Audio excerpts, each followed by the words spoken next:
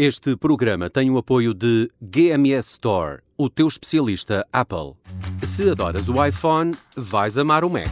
O Mac é fácil de usar e a tua vida ganha um novo ritmo. Até 5 de maio, não percas descontos até 400 € no teu novo Mac. Visita uma loja GMS Store, o teu especialista Apple.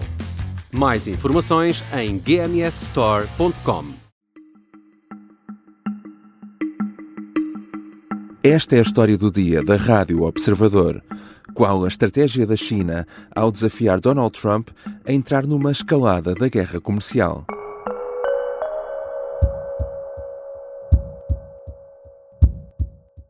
Donald Trump, it's being reported, now threatening a further 50% tariff on China from April the 9th. So a couple of Ameaçou e cumpriu o mesmo. Trump vai impor à China uma tarifa adicional de 50% em vigor já a partir desta quarta-feira, o que eleva as taxas alfandegárias que os produtos chineses pagam para entrar nos Estados Unidos para um total de 104%. É a resposta dos Estados Unidos ao fato de a China ter retaliado a um primeiro aumento das tarifas anunciado por Donald Trump na semana passada. É uma guerra em que nenhum dos lados parece disposto a ceder. Mas qual será a estratégia chinesa neste braço de ferro? E estará a China a ver a guerra lançada por Trump também como uma oportunidade? Vou falar com Jorge Tavares da Silva, analista em assuntos chineses e professor da Universidade da Beira Interior. Eu sou o João Santos Duarte e esta é a história do dia de quarta-feira, 9 de abril.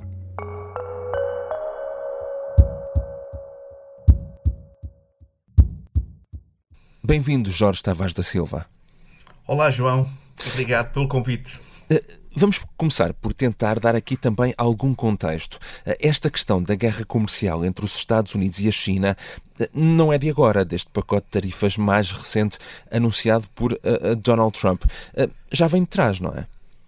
Já vem de trás, mas eu acho que a escalada que está a ganhar agora esta ofensiva de tarifas é incomparável.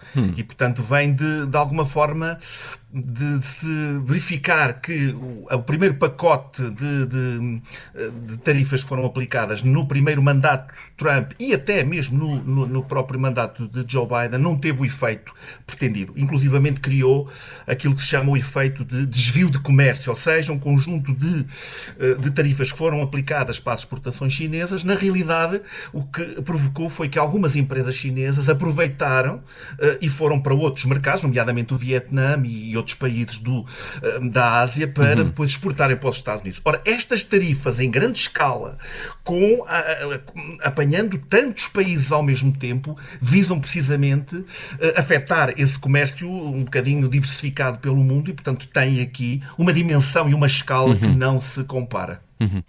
Perante um primeiro anúncio de novas tarifas de mais 34% à China, Pequim retaliou da mesma forma, em vez de, por exemplo, tentar negociar como outros países.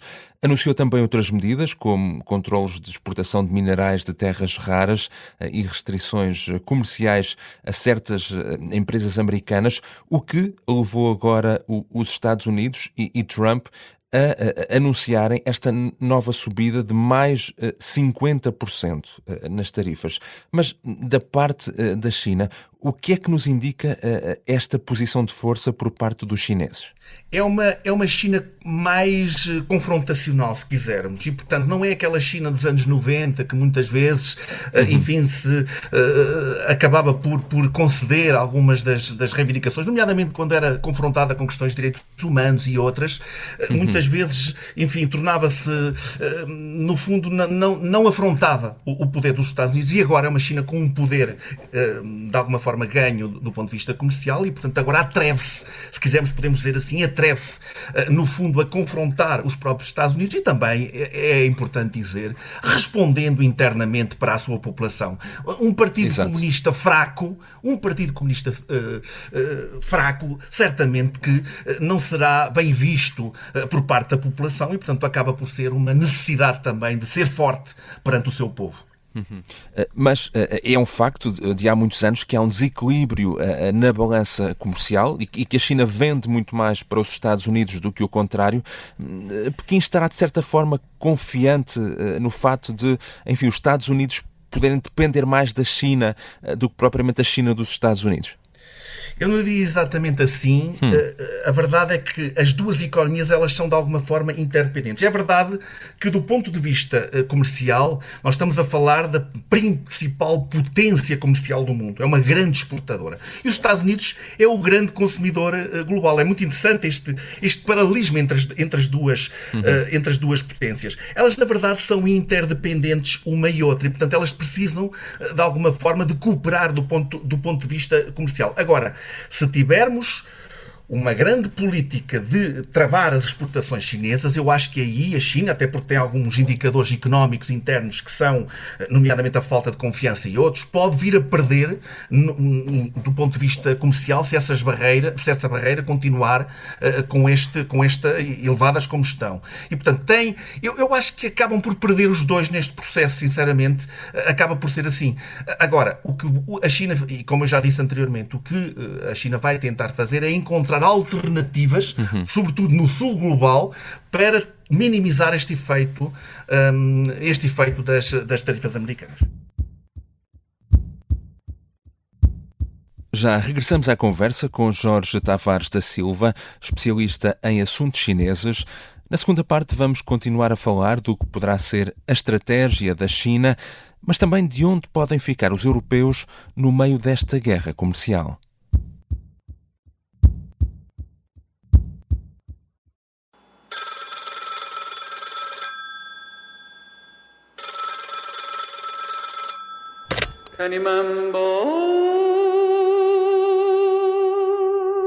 O Misterioso Engenheiro Jardim é uma série para ouvir em 6 episódios e faz parte dos Podcast Plus do Observador. É narrada por mim, Lourenço Ortigão, e tem banda sonora original dos HMB. Era o cantor de Moçambique, a voz romântica. Era o Marco Paulo de Moçambique. Episódio 4. Cantor, espião e playboy. Os Podcast Plus do Observador têm o apoio da Kia. Estamos de regresso à conversa com Jorge Tavares da Silva. Professor, de facto a China, neste momento, tem uma dimensão global, mundial, que não tinha, por exemplo, há 20 anos. Há 2 décadas os Estados Unidos eram ainda o principal parceiro comercial da maioria dos países do mundo. Neste momento o principal parceiro acaba por ser a China, enfim, numa perspectiva global. Acreditará Pequim numa espécie de nova era da globalização em que poderá substituir-se aos Estados Unidos e já estará a promover-se nesse sentido, não? Eu acho que a China, em muitos sentidos, já vem a preparar a alternativa um bocadinho à ordem, à economia, em muitas dimensões, esta ordem dominada pelos Estados Unidos. E, portanto, toda esta ligação que tem com o sul global, o facto, e como referi muito bem, eu não sei se são 120, 130 países à volta disso, em que a China é o principal parceiro comercial, isto é muito significativo e isto significa muito porquê? Porque também é um ganho político, não é? São parceiros comerciais, mas simultaneamente são países que ficam muito dependentes e muitas vezes sob uma influência forte da China e, portanto, há ali um capital político. E, portanto, é esta alternativa, é encontrar neste mundo alternativo aos Estados Unidos, aquilo que nós temos, vem-se muitas vezes a falar como sendo o sul global, o mundo em desenvolvimento e outros países, e, portanto, são esses países que vão dar suporte também à China em muitos dos seus propósitos políticos. E, portanto, é este mundo alternativo que nós estamos aqui um bocadinho a assistir e, portanto, essas relações económicas são verdadeiramente importantes e vamos acrescentar, porque não, a própria nova Rota da Seda e outros projetos de abertura comercial e de infraestruturas e outros que são importantes para capitalizar do ponto de vista internacional estas relações. Portanto, eu acho que sim, tudo aquilo que for criando dificuldades por parte dos Estados Unidos, e é muito estranho, e aqui confesso que é o ponto que eu acho mais vulnerável dos Estados Unidos, é estarem a prejudicar as suas relações tradicionais. Há muitos países que estavam alinhados com os Estados Unidos no sentido de, no fundo, enfrentar a própria União Europeia, enfrentarem a política externa americana, chinesa e até, no fundo, fundo, a projeção económica chinesa no mundo e encontraram alternativas para o fazer e tinham esta articulação com os Estados Unidos. Ora, essa articulação deixou de existir e, portanto, há aqui uma traição até, em muitos sentidos, a essa relação tradicional. E, portanto, estes países ficam agora expostos a uma investida política por parte de Pequim. E como é que a Europa poderá ficar no meio desta guerra comercial entre os Estados Unidos e a China? Enfim, é certo que a União Europeia tem também as suas próprias tarifas em relação à China, nomeadamente na questão dos carros elétricos chineses, mas poderão ou não existir também aqui oportunidades para a Europa no meio desta guerra comercial lançada pelos Estados Unidos? A Europa ou a União Europeia, no seu conjunto, ainda não se revelou muito. Eu acho que ainda está em estado de choque perante todo este contexto das tarifas. Estão alguns atores individualmente, alguns países individualmente, no fundo, a tentar uma reaproximação com a China. Eu estou a lembrar-me da própria Espanha, que tem feito alguns contactos importantes nesse sentido, mas não é unânime. Repare como alguns países não têm propriamente, ou não se articulam propriamente por um lado, nesta contrariedade em relação a Pequim, por outro lado, em relação aos próprios Estados Unidos. Estou-me a lembrar da própria Hungria e a Polónia, que são com os Estados Unidos, têm uma postura um bocadinho mais branda. Portanto, há falta de unidade política, esta é uma fragilidade, e a Europa está um pouco, ainda não se revelando suficientemente, está um pouco em expectativa. Eu acho que o caminho vai ser de encontrar a sua própria autonomia. Acho que há uma grande lição para a Europa, não só com a guerra na Ucrânia, com as questões geopolíticas e agora com as questões comerciais. A Europa tem que procurar o seu caminho, se calhar começando a desligar-se um pouco da sua relação mais tradicional que tinha com os Estados Unidos e preocupar-se com os seus próprios interesses. Agora, não me admiro nada, e respondendo objetivamente à pergunta, que no meio de tudo isto haja uma nova janela de oportunidade para reabrir um pouco as relações com Pequim, sem criar novas dependências no futuro. Não é sair de uma dependência e de uma relação que não lhe está a ser muito favorável para depois se ligar a outra que também lhe pode ser verdadeiramente prejudicial e tendo questões tão importantes como os carros elétricos e outras também do ponto de vista comercial. O déficit está aí, o déficit comercial, e portanto a Europa também tem que se preocupar com essa questão. O professor já falou aqui da aposta no chamado Sul Global, não é? O presidente chinês Xi Jinping vai visitar em breve 3 países importantes do Sudeste Asiático, a Malásia, o Vietnã e o Camboja. Com o intensificar desta guerra comercial, de facto as atenções da China viram-se ainda mais para estes mercados, não? Claramente. Eu lembro sobretudo, que fala até sobretudo da questão do Vietnã, onde o Joe Biden fez uma importante viagem ao Vietnã, onde a população tem uma admiração grande pelos Estados Unidos, apesar de todo o histórico de conflito entre os dois países. É muito curioso. A China nem gosta muito dessa relação, às vezes tão sentimental, entre o Vietnã e os Estados Unidos, e agora, fruto desta política externa americana tão agressiva, vai certamente dar aqui um espaço importantíssimo para a China poder, no fundo, capitalizar esta relação com o Vietnã e trazê-lo um bocadinho mais para junto de si. São ganhos efetivos, sobretudo no espaço asiático, que a China não vai deixar de os tentar. Obrigado, Jorge Tavares da Silva. Obrigado, foi um gosto.